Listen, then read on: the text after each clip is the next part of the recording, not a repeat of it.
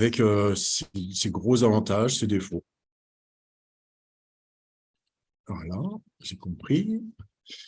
Et puis d'autres choses sur les techniques de prélèvement de nectar et de pollen, sur l'estimation de la fonction écologique de pollinisation.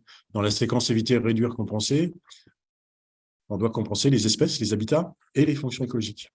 Et dans les projets d'aménagement du territoire, la partie sur les fonctions écologiques elle est quasiment toujours négligée, oubliée, parce que pour un bureau d'études, c'est compliqué d'estimer la fonction. Et puis, on fait différents types d'enquêtes auprès de différents acteurs. Donc, vous connaissez le GDR. Il faut que je reclique. C'est voilà. Quelques mots sur le plan pollinisateur.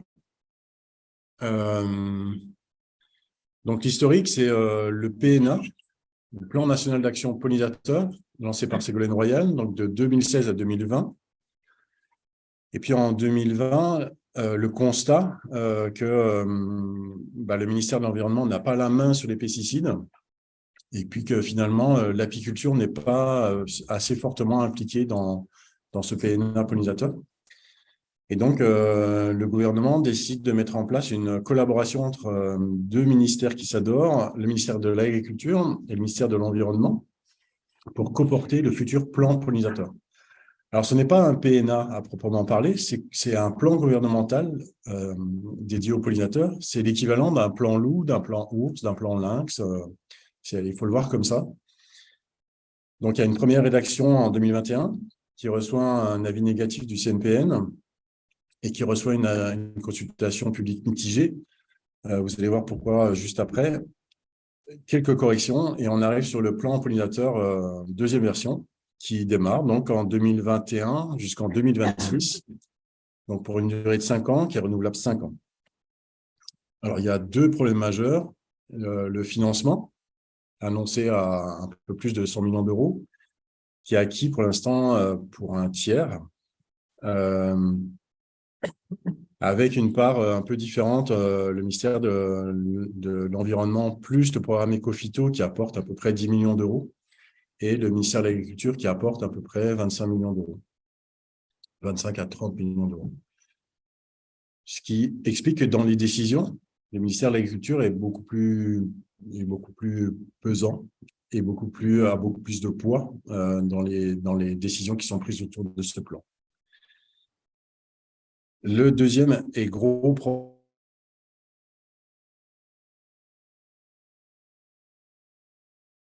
attendre les décisions de l'Europe, les décisions de l'EFSA sur les nouvelles mesures sur les pesticides, mais il n'y a pas d'initiative française. Il n'y a même pas d'énoncé une volonté de passer à des solutions alternatives à l'usage des pesticides. Il n'y a rien sur les distances habitation pesticides. C'était très critiqué, mais il n'y a rien eu de changé. Et donc, on s'embarque avec un plan qui est bancal sur le plan des pesticides.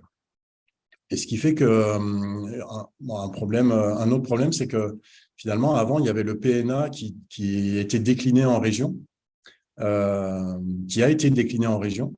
Donc, maintenant, il y a des plans régionaux d'action pollinisateur dans quasiment toutes les régions de France, mais il n'y a plus de grand frein administratif. C'est plus la même structure. C'est pas une liste d'actions. Le plan gouvernemental n'est pas une liste d'actions concrètes comme un PNA, quoi.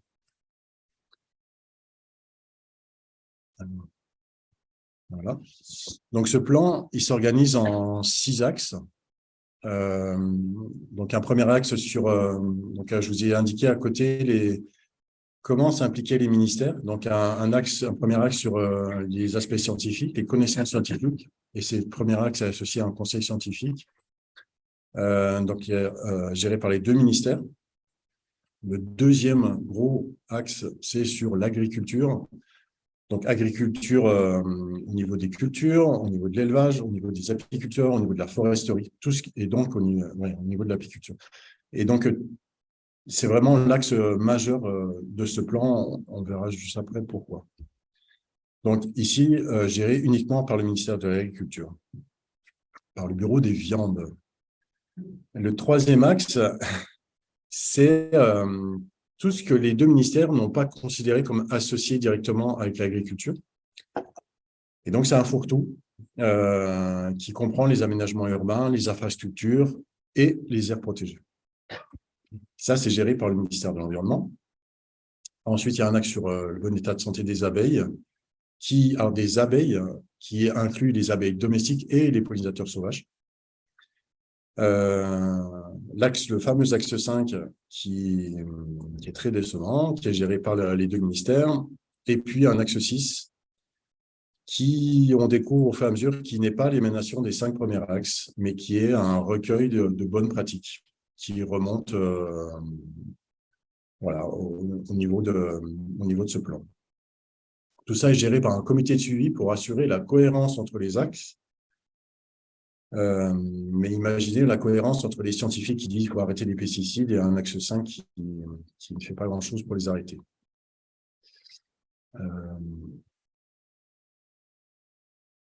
Je vous indique à côté la somme associée à chaque axe. Et on voit assez rapidement que l'axe 2 est important, mais si vous ne le visualisez pas clairement,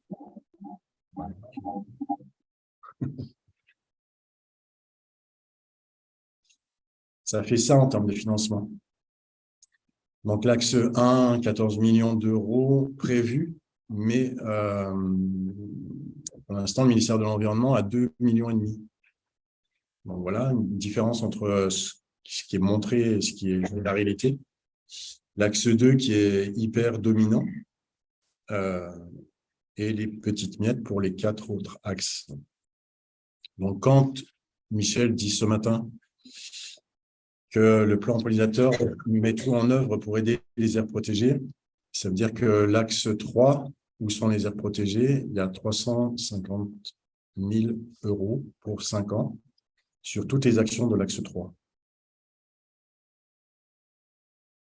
À chaque fois qu'il y a eu le volet, en fait, ça. Sur l'axe 1, je vous détaille un petit peu.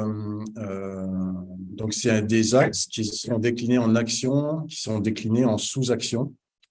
Et donc, il y a une action sur la connaissance, l'identification et l'écologie des pollinisateurs. L'action 1-2 sur l'objectivation du déclin.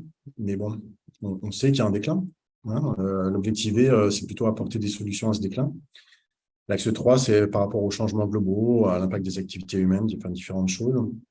Et puis l'axe 4, il est plus politique, c'est avoir des appels à projets sur les pollinisateurs. Alors, c'est dans le cadre de cet axe 1 qu'il y a que le comité scientifique apporte des conseils sur le financement des projets dans l'année, apporte des orientations sur Ecofito pour qu'il fasse un appel à projets orientés de façon pertinente. C'est là les différents suivis de pollinisateurs, comme YouPol. L'axe 3 qui vous concerne plus directement. Donc, vous voyez qu'il y a cet axe. Après, on va parler des espaces urbanisés, on parle des infrastructures linéaires, on parle des emprises foncières, comme les terrains militaires, les terrains de sport, etc. Le 3-4, les secteurs industriels. Et vous intervenez, les aires protégées, au niveau du 3-5 sur... Alors, avant, on disait favoriser les pollinisateurs pour tous les autres espaces. Et pour les aires protégées, on dit favoriser la prise en compte des pollinisateurs. Avant, on dit favoriser les pollinisateurs. Voilà. Et puis ensuite, le 3-6, toutes les activités transversales. Tout ce qui est gestion des espaces dans différents endroits. Et dans cet axe 3, donc en gros, il n'y a aucun moyen pour financer des projets, pour financer des recherches sur un terrain autre. Il s'agit plutôt de s'organiser en groupe de travail et de pouvoir fournir des guides ensuite sur ces aires, ces différents acteurs. Et donc, par exemple, il y a un groupe de travail sur pollinisateurs et séquences ERC. Comment on implique les pollinisateurs dans la séquence ERC, ce qui n'est pas évident puisqu'il n'y a pas grand-chose de protégé. Et il y a un autre groupe de travail sur pollinisateurs et aires protégées, où là, normalement, vous avez des représentants qui sont dans ce GT.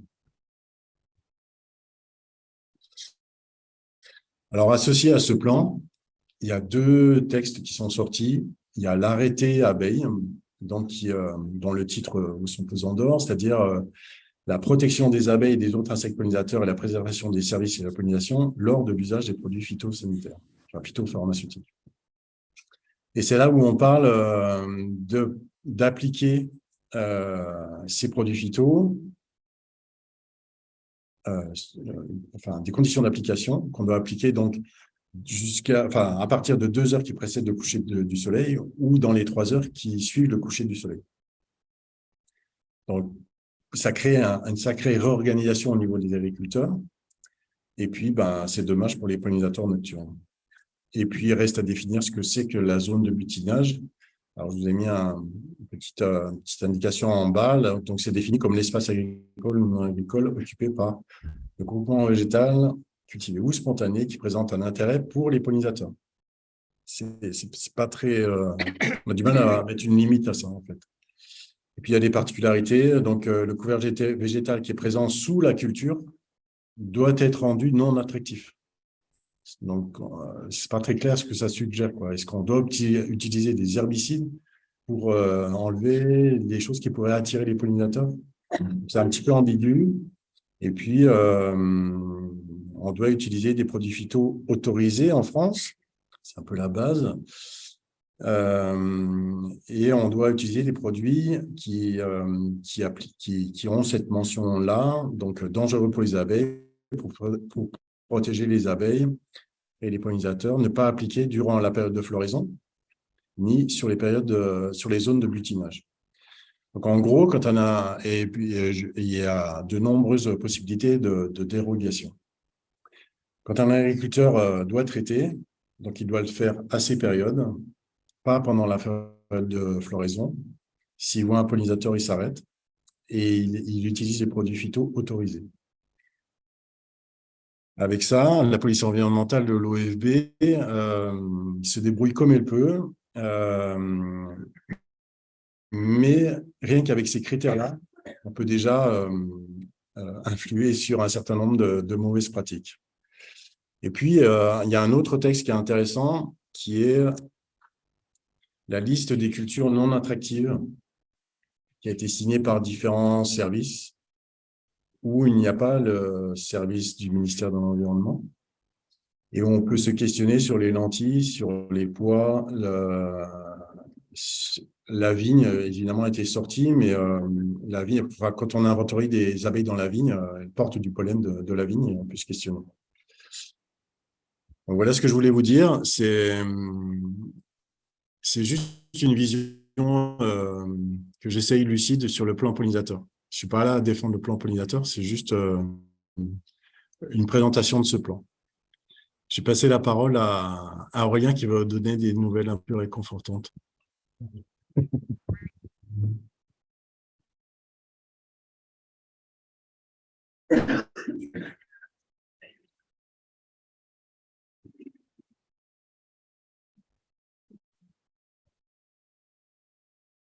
Attends, il faut que je partage d'abord. Vous ne nous voyez plus là, hein, c'est ça, hein? Voilà, vous nous revoyez.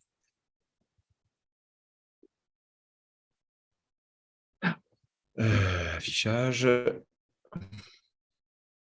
Mode plein écran. Bonjour à tous, je m'appelle Aurélien Dalloz, je suis chef de service adjoint usage et gestion de la biodiversité au sein de la direction acteurs et citoyens de l'Office français de la biodiversité. Et on va faire une présentation à deux sur les travaux en cours en faveur des pollinisateurs. Et je laisse Marie se présenter. Merci, bonjour à tous. Marie Thomas, je suis chargée de mission agriculture et forêt à la direction des aires protégées de l'OFB. Et on fait tous les deux partie d'une direction générale déléguée mobilisation de la société pour vous dire qu'on est vraiment sur des axes de mobilisation des acteurs et c'est ce qu'on va vous présenter aujourd'hui. Vas-y, reclique avec la souris et ensuite tu peux passer avec le pad. Voilà. Premier projet que l'on a et qu'on souhaitait vous présenter aujourd'hui, ce n'est pas un projet de centre de ressources, mais une plateforme interactive et multi-acteurs qu'on développe dans le cadre d'une convention de coopération avec l'association Arthropologia. L'idée, c'est de faire une étude de préfigue d'une plateforme où on mettra en réseau les acteurs pour co-construire des outils, des ressources, des méthodes aussi en vue de la préservation des pollinisateurs. Donc, les objectifs de cette étude-là, c'est de mettre en réseau les acteurs, et je vais dire que c'est le premier objectif. Valoriser tout ce qui est ressources techniques et scientifiques à destination notamment des gestionnaires et de développer les compétences. Alors, ça peut passer par la formation, mais il y a d'autres outils qu'on peut mettre en œuvre pour développer ces compétences. Bien sûr, pour faire cette étude, on va développer une gouvernance dédiée, partagée, et puis mener une enquête auprès de l'ensemble des acteurs pour vraiment bien identifier les besoins qui peuvent émerger d'une plateforme collaborative. Ça peut reprendre la forme d'un site web, au final, qui mettra en valeur finalement toutes les ressources, toutes les productions de la dynamique collective, et puis, et c'est peut-être avant tout, coproduire des outils, des guides techniques, des ressources formatives pour notamment les gestionnaires. Dans le cadre de cette convention avec Arthropologia, on a aussi tout un tas d'axes, différentes actions que l'on souhaite porter, notamment auprès du monde agricole, avec un dossier pédagogique à destination de l'enseignement agricole, des outils PEDA. On souhaite aussi travailler sur le développement des compétences, et notamment auprès des gestionnaires d'aires protégées. On travaille notamment sur une formation de niveau avancé sur la détermination des abeilles sauvages, et puis un axe sur la communication-mobilisation du grand public qui nous semble important à mener. On souhaite aussi intégrer le sujet pollinisateur dans les actions des collectivités à travers des outils d'aide à la décision, des outils techniques avec des publics cibles que sont les urbanistes, les paysagistes, les horticulteurs par exemple. Sensibiliser et former, quand on dit les collectivités, c'est les techniciens, mais aussi les élus. On souhaite aussi travailler au niveau des entreprises, notamment dans les espaces privés, là aussi avec des outils d'aide à la gestion. Et dans les territoires, je laisse la parole à Marie, c'est un gros volet de la convention de coopération. Un certain nombre d'entre vous ont dû entendre parler de l'étude de faisabilité qu'avait menée le Parc national des Cévennes autour d'un concept de territoire accueillant pour les pollinisateurs, qui avait permis vraiment de faire un bon état des lieux des dispositifs existants, des labels et marques existants, et puis de voir qu'est-ce qu'il était possible de faire ensemble. Et dans la continuité du coup de cette étude, et dans le cadre de la convention qu'évoquait Aurélien entre l'OFB et Arthropologia, on a décidé de mettre en œuvre les premières étapes qui avaient été définies dans l'étude de faisabilité et qui faisaient vraiment consensus. La première, c'est la création d'une boîte à outils pour aider les territoires, alors les aires protégées, mais aussi les collectivités qui s'intéressaient à la thématique des pollinisateurs. Donc, l'idée de cette boîte à outils, déjà, c'est de recenser les initiatives, les projets qui existent. Et ce matin, on a vu dans le tour de table rapide de la fin de matinée qu'il y a déjà un certain nombre d'outils qui existent. Et puis ensuite, si on identifie des besoins, c'est créer, développer des outils complémentaires. Notamment, dans l'étude, il y a une grille d'analyse des territoires qui avait été évoquée pour faire en sorte de diagnostic partagé et de voir quels sont les leviers, faire un vrai diagnostic de territoire et identifier les leviers d'action, que ce soit en matière d'apiculture, d'habitat favorable aux pollinisateurs, de ciel nocturne ou encore, par exemple, d'abord d'aménagement. Et puis, le second volet, c'est la création d'un réseau de territoires pilote, donc qui aurait pour objectif à la fois de favoriser le partage d'expériences et la montée en compétences, et puis d'appuyer justement la phase de création et de test des outils qui viendront alimenter cette boîte d'outils. Et puis, bon, dans un dernier temps, effectivement,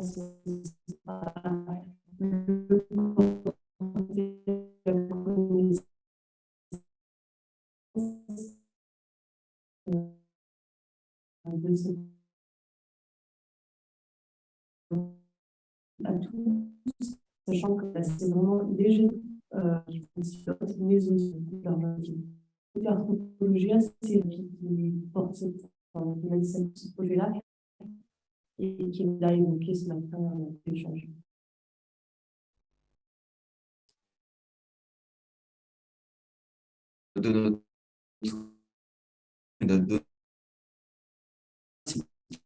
Une web-série et qui en court, c'est des minutes et qui se tient à partir en préambule du MOOC que je vais vous tournième chaîne qui parlait du roi Arthur et de ses compagnons.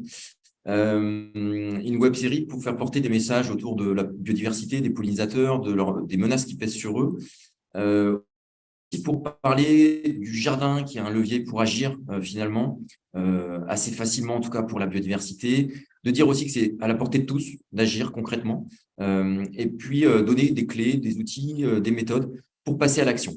Donc, les objectifs, ça va être aussi de transmettre ces messages au plus grand nombre à travers une page web dédiée à cette web-série, et ce sera aussi l'occasion d'amener le public à utiliser des outils qui existent déjà, et notamment le diagnostic pollinisation à destination des citoyens.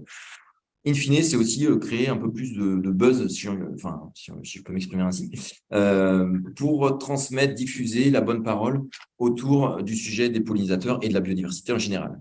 Donc, web-série à venir au mois de janvier. Je vous disais tout à l'heure que la web-série, elle était en préambule du MOOC. Vous avez peut-être entendu parler du MOOC pollinisateur. Est-ce que vous avez entendu parler du MOOC pollinisateur? Levez la main. Pas tout le monde. Donc, ça vaut le coup de faire un point. On n'est pas venu pour rien. Un MOOC, c'est quoi? C'est une formation en ligne sur plusieurs semaines, environ 2 mois, qui est animée avec une équipe pédagogique qui accompagne les apprenants. L'intérêt, c'est qu'on touche un grand nombre de participants. Par exemple, pour le MOOC Trame verte et bleue, qui était peut-être sur un sujet un peu moins sexy que les pollinisateurs, on avait 17 000 inscrits pour cette formation en ligne. Donc, ça nous paraît être un bon outil pour mobiliser et pour que les gens agissent concrètement en faveur des pollinisateurs à tous les niveaux. Ce MOOC, il est co-construit par l'Office français de la biodiversité et son partenaire Réserve naturelle de France, et notamment Alexis Rondeau, qui est parmi nous aujourd'hui. Et on est accompagné dans la mise en œuvre technique par Tela Botanica, Arthropologia, et on passe à l'acte production. L'objectif PEDA de ce MOOC, c'est d'amener de la connaissance, de l'information sur la diversité, la complexité des pollinisateurs, et je l'ai dit tout à l'heure, aussi et peut-être surtout les moyens d'agir en leur faveur. Donc, en finalité, c'est valoriser, diffuser les connaissances techniques et scientifiques, c'est favoriser la prise de conscience et l'engagement, et enfin, proposer des outils pour agir concrètement à toutes les échelles d'action. Le principe, c'est que c'est une formation qui est gratuite, ouverte à tous, sur inscription, avec un investissement de 1h30 à 2h par semaine pour chaque niveau. Une vingtaine de vidéos, on a produit une vingtaine de vidéos d'une dizaine de minutes chacune. Ça revient à un film de 200 minutes quand même. Il y a un gros boulot derrière. Des ressources aussi qui vont accompagner les vidéos pour aller plus loin, pour retrouver aussi des définitions clés, par exemple. Des activités pratiques. L'idée, c'est que c'est un cours en ligne, mais c'est aussi amener les gens dehors à observer les pollinisateurs sauvages. Il y aura des quiz, des jeux, des badges à gagner. Il faut que ce soit un peu fun et ergonomique aussi en ligne. Et bien sûr, une attestation de formation, parce que ça doit être un peu fun, c'est aussi très sérieux. Donc, on pourra télécharger son attestation à l'issue des parcours. Je dis des parcours parce qu'on prévoit 2 parcours des participants. Un premier niveau qui s'adresse plutôt à un public grand, enfin un public de citoyens, toutes les personnes intéressées par les questions de biodiversité, dont les élus. Et un parcours 2 qui, là, est destiné, alors non seulement aux MOOCers qui auront suivi le parcours initiation, mais aussi et peut-être surtout aux professionnels, aux étudiants, aux agents de collectivité, aux acteurs du monde agricole, aux bureaux d'études, aux gestionnaires d'aires protégées. Bref, on ira sur des notions peut-être un peu plus complexes à travers ce parcours. Les préinscriptions, elles sont déjà ouvertes. Vous pouvez vous rendre sur le site technique de l'Office français de la biodiversité. Les inscriptions sont officiellement ouvertes à partir du 9 janvier et le MOOC sera diffusé à partir du 20 mars 2023. Je détaille très rapidement les séquences de ce MOOC. Alors, pour amener à l'action, on passe déjà par la découverte et l'émerveillement. Ça va être le parcours 1, où on fait un focus notamment sur la reproduction des plantes, sur la pollinisation en règle générale. Une séquence 2 sur la compréhension, avec une approche historique et une approche plutôt écologique. On va parler des réseaux d'interaction plantes-pollinisateurs aussi au niveau 2. Séquence 3 et 4, là, on va s'intéresser à mieux connaître et reconnaître les pollinisateurs. Donc, la séquence 3 va porter sur les abeilles sauvages, sur les cirques, et la séquence 4, plutôt sur les papillons et les coléoptères, avec un focus sur les pollinisateurs en outre-mer. Séquence 5, elle visera à prendre conscience en vue d'agir après. Donc, travailler sur les menaces, sur les services rendus par les pollinisateurs. Et c'est notamment là-dedans que Benoît, tu es intervenu. Il y a beaucoup de personnes, Bertrand aussi est intervenu, beaucoup de personnes présentes ici ou en visio qui sont intervenues pour les vidéos de ce MOOC.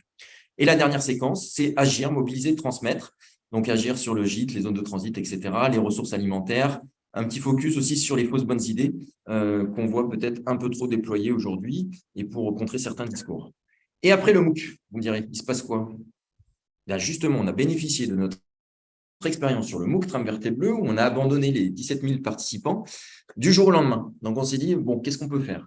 Donc, on va mettre en place un site web pour les MOOCeurs et au-delà le grand public à l'issue de cette diffusion. Donc, à partir du mois d'avril, donc ça, c'est un projet qui est porté par Tela Botanica que l'on finance, nous, OFB, et que l'on travaille avec Réserve naturelle de France et Artro.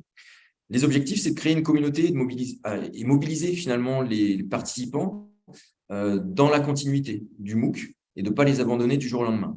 C'est poursuivre l'animation du coup des participants, favoriser la mobilisation citoyenne et l'émergence de projets participatifs. Encore une fois, c'est un peu à l'image de ce qui a été fait dans le cadre du Life Nature Adapt.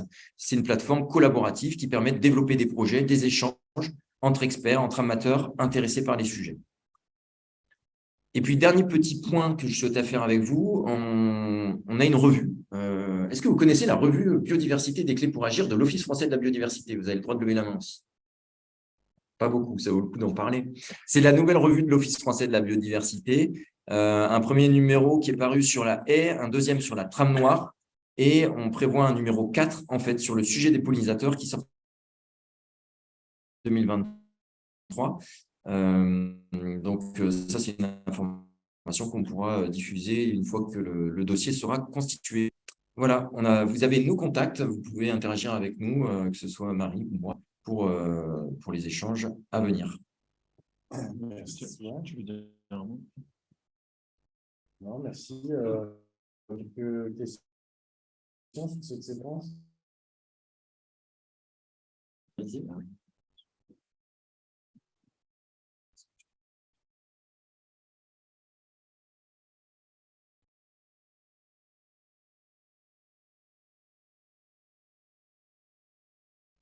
La Belgique a entendu parler du MOOC. Oui, en fait, c'est un MOOC francophone. Donc, l'idée, c'est de capter un maximum de monde aussi. Hein. Non, puis faites tourner aux étudiants. Que les étudiants peuvent valider en tant que formation dans le cadre de leur thèse. Ouais. Ah ouais,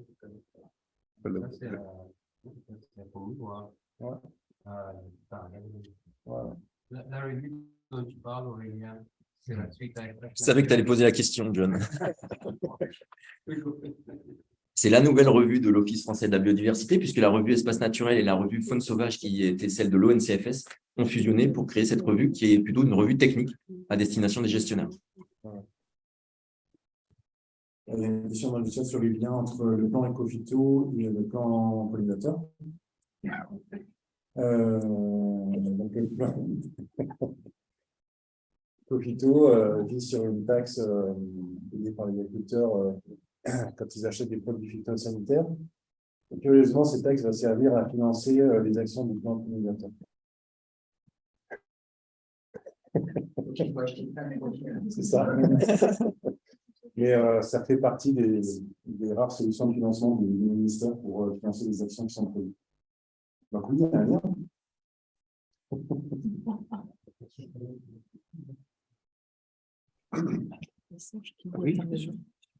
Ah, Serge, on va te donner la parole. Oui, alors, Serge Gadoum de l'OPIF, quelqu'un demandait qu'à chaque fois les intervenants disent qui ils sont.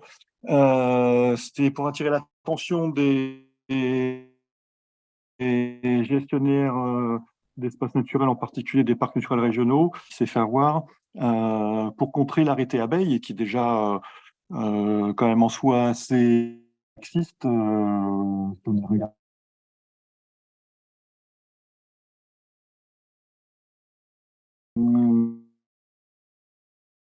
Donc les FSEA dans certains départements, donc une action avec des permet d'étudier son touché pas dehors pour évidemment voilà, donc c'est un moyen d'agrandir encore les fenêtres et les pollinisateurs sauvages.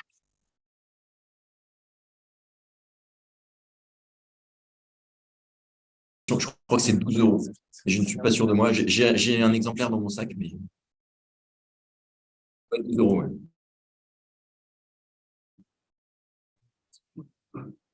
Juste un Est-ce qu'il existe une étude concernant l'utilisation du BT sur les pollinisateurs en général?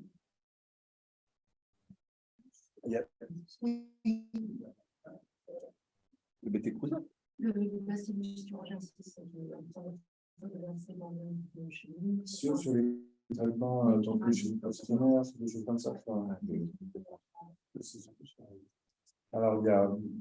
C'est vrai, parce qu'officiellement, ce qu'on répond quand on pose des questions à c'est pas grand-chose. C'est encore un grand flou. Il y a peu d'études. Alors, ce que je sais, c'est que les études papillons, impact des papillons, les études dictaires, impact des dictaires. On aussi que les cerfs sont prennent un petit peu aussi. C'est ce qui est avancé ou c'est ce qui est vrai? Quelle est la différence entre le BTI pour la pyramide, pour la pyramide? Est-ce qu'on est sur des Est-ce que c'est possible de répéter les questions pour les personnes qui sont en visio parce qu'on n'entend pas très bien? Du coup, on loupe des informations. Ouais.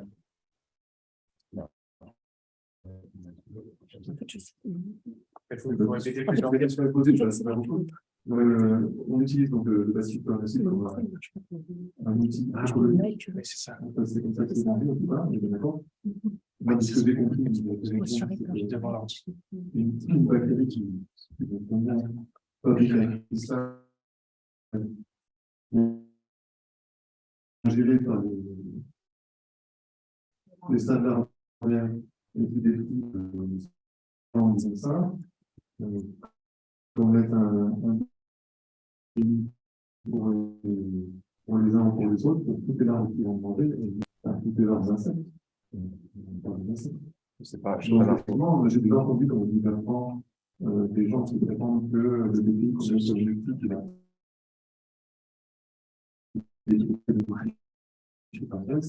en même temps, il me semble que dans le parc de Camargue, il me semble qu'il y a une prescription, c'est qu'au niveau des coléoptères, par exemple, dans le marais de Camargue, il y a des disparitions troublantes de certaines espèces. Et on a le droit de se demander si ça n'a pas des liens avec l'utilisation des produits. Si, il y a l'EUD, c'est l'organisme régional qui pratique la participation. On parle des équipements, on fait des théories sur contre les équipements de l'EUD, sont vraiment très intéressants pour l'impact de l'eau, notamment une certaine année. Et les résultats sont jamais publiés. Il me semble que j'ai vu des conséquences de ces études, lu quoi. Et il y avait pas forcément des études sur les pollinisateurs, mais c'était sur les insectes qui étaient dans les zones de traitement, donc principalement aquatiques. Et donc niveau pollinisateur, on n'y est pas tant que ça. Mais par contre, sur l'ensemble des diptères qui étaient présents sur ces zones, c'était une catastrophe. Voilà. Sur les autres groupes, il me semble que l'étude n'était pas très précise sur les autres groupes. Mais, sur les chironomes en particulier, c'était horrible. Ah, il est débranché. Ah oui, voilà.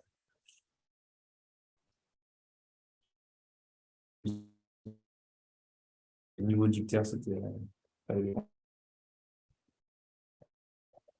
Mais c'est une bonne question, effectivement. Il va falloir poser ça. Elle a été posée cette question.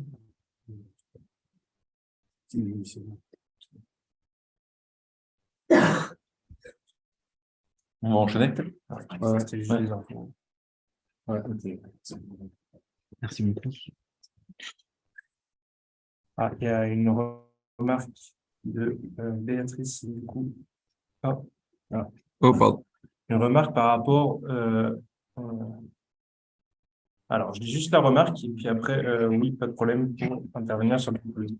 Une remarque par rapport aux zones urbanisées et aux jardins se pose sur certains territoires la problématique du débroussaillage obligatoire sous les arbres autour de l'urbanisation en raison du risque incendie, qui peut mettre à mal, par exemple, les actions de gestion différenciée de certaines communes en faveur souvent des insectes dans les pollinisateurs.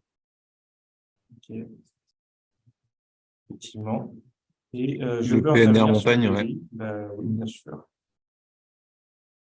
Allez-y, je vois juste PNR Montagne de Reims. Ah, oui, je me présente Alexis Bourgeois. Donc, avant de travailler, d'effectuer mon travail, je travaillais dans un syndicat mixte qui avait à peu près les mêmes fonctions que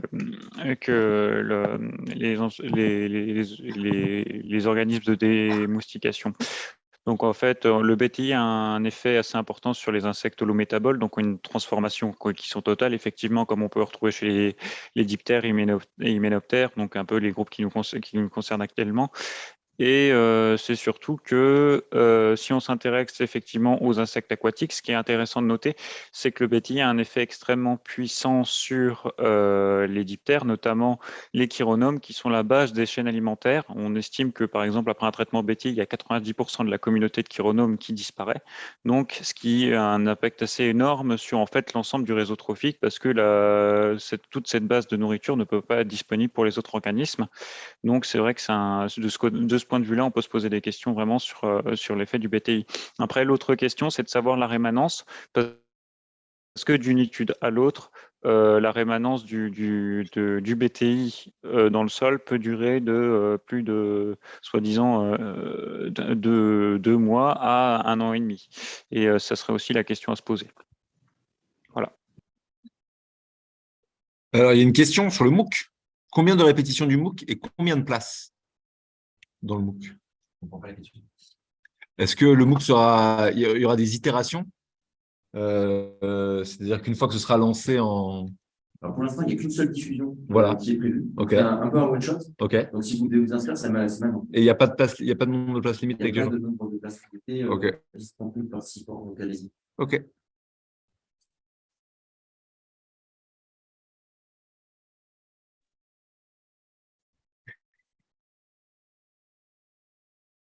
Quel lien a été fait avec le suivi pollinateur réalisé dans le cadre de l'observatoire OAB, c'est l'observatoire de l'agriculture et de la biodiversité, c'est quoi? C'est ça? Et ce que les résultats permettent d'apporter du grain à moudre aux plantes pollinisateurs. Bertrand?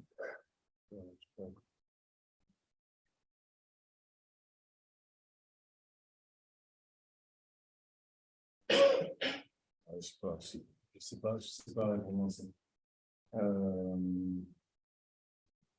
Ça passe par des résultats publiés et ça peut être pris en compte dans le plan, marche plus. C'est là où... il est assez calé maintenant sur les différentes actions et ouais, ça fait partie des informations qui peuvent remonter. Oui, merci.